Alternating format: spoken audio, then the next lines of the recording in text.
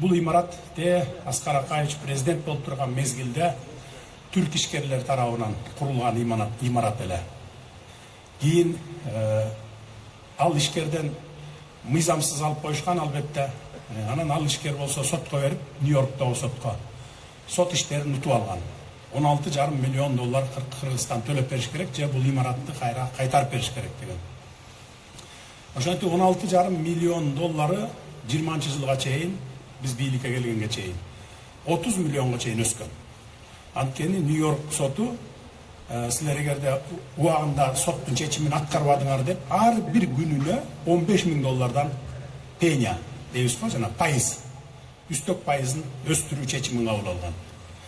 Ошентип биз келгенден сүйлөшүүлөрдү жүргүзүп жүрүп, түрк ишкерлери менен ийге келтирип, тынчтык келишими менен бүтүрүшөлү деп туруп, болгону 6,5 миллионго чейин түшүрүп, 6,5 миллион мына төлөп берели. Ошо менен анда баягы мировой келишим түзөлүп, силер соттогу дооматыңарды кайра алгыла деп, мына 23-жылы, 21-жылдан 2 жыл бою сүйлөшүп жүрүп отуруп, ийге келтирип, анан кийин бул имараттын башын бошотуп алып, соттон кутулганбыз.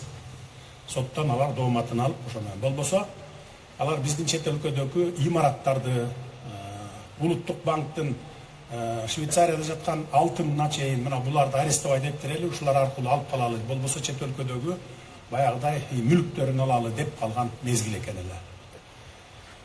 Анан биздин колго тийгенден кийин, толук баш ачылгандан кийин, инвесторго биз 15 жылга ижарага бердик.